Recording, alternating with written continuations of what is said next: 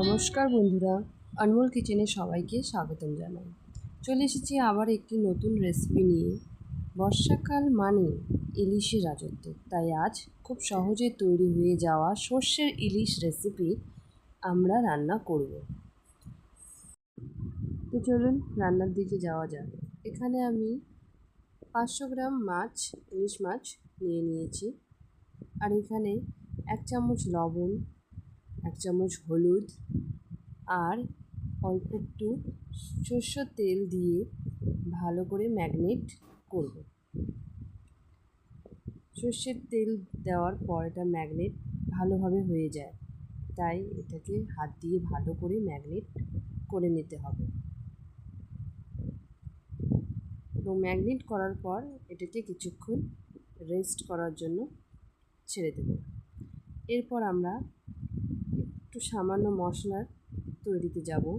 তো মশলার জন্য এখানে আমরা নিয়ে এসেছি একটি জারে, মিক্সারের একটি জারে 5 চামচের মতো কালো সর্ষে এবং 2 থেকে 3 চামচের মতো সাদা সর্ষে, 4-5টা কাঁচা লঙ্কা, অল্প একটু লবণ আর তার সাথে একটু সর্ষের তেল, এবং এর সাথে আমরা অ্যাড করে নেব কিছুটা পরিমাণ জল। এবং এটার সাথে আমরা একটা পেস্ট তৈরি করে নেব। এবার এই পেস্টটিকে আমরা ভালো করে একটি ছাঁকনির সাহায্যে ছেঁকে নেব এর জন্যই, কারণ এই সরষার যে খোসাগুলো হয় সেগুলো থেকে যায় বাটার পরেও। খাওয়ার সময় এই খোসাগুলো মুখে বাজে এবং এর টেস্ট তেতো লাগে, তাই এটাকে ছেঁকে নিতে হয়। এবার আমরা একটি প্যান গ্যাসে রাখলাম এবং তাতে অল্প একটু সর্ষের তেল দিয়ে হালকা গরম করে নিলাম। এরপর এর মধ্যে 1 চামচ হলুদ দিয়ে নাড়াচাড়া করে নেব, কারণ তাহলে কালারটা খুব সুন্দর আসে। এরপর যে পেস্টটা আমরা রেডি করে রেখেছি সেটাতে সামান্য পরিমাণ জল মিশিয়ে মিক্স করে এই প্যানে ঢেলে দিলাম এবং আঁচটাকে একটু সামান্য বাড়িয়ে নেব। এরপর এটাকে নাড়াচাড়া করতে হবে।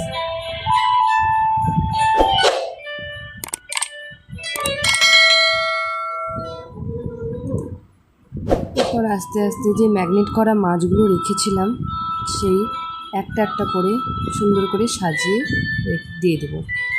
তারপর গ্যাসটা একটু কম করে এটাকে ঢেকে দেব। ঢেকে দেওয়ার 5 মিনিট পরে এটি দেখব এটা সিদ্ধ হয়েছে কি না। তারপরে আবার আরেক পাশ উল্টিয়ে এটাকে আমরা সিদ্ধ করব। সরি বন্ধুরা, এখানে একটা ছোট্ট ক্লিপ ডিলিট হয়ে গেছে, তাই আমি সেটা দেখাতে পারলাম না।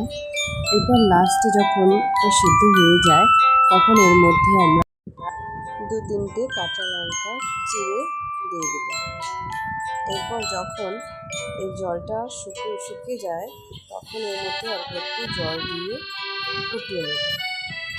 ভালো করে যখন ফুটে যাবে তখন সামান্য একটু চিনি উপর থেকে একটু ছিটিয়ে দিতে পারেন সবকটা টেস্টকে ব্যালেন্স করার জন্য। দেখুন এরপর এটি ফুটে গিয়েছে ভালোভাবে, এবং ফুটে যাওয়ার পর গ্যাসের ফ্লেমটাকে আমরা বন্ধ করে দেব। তারপর 1 চামচ সর্ষের তেল উপর থেকে দিয়ে দেব। সর্ষের তেল দিলে এটাতে যে গন্ধটা, যে ঝাঁজটা আছে সেটা খুব দারুণ লাগে। এরপর আমরা এটাকে প্যান থেকে বের করে একটি সার্ভিং বোলে নিয়ে নিলাম। দেখুন দেখতে কি সুন্দর মজাদার লাগছে না? তো বন্ধুরা দেখলেন, খুব সহজেই এবং অল্প সময়ে তৈরি হয়ে গেল সর্ষে ইলিশ। এটা খেতেও খুব টেস্টি। আপনাদের কেমন লাগলো ভিডিওটা দেখে প্লিজ আপনারা কমেন্ট সেকশনে আমাকে জানাবেন। আর হ্যাঁ, আপনাদের যদি ভালো লাগে তাহলে আপনারাও এভাবে তৈরি করে খেতে পারেন। যদি ভিডিওটা ভালো লাগে তাহলে লাইক করবেন, সাবস্ক্রাইব করবেন এবং বন্ধুদের কাছে শেয়ার করবেন। আজকে তাহলে এটুকু থাক, আবার দেখা হবে পরের ভিডিওতে একটি নতুন রেসিপির সাথে। Good bye.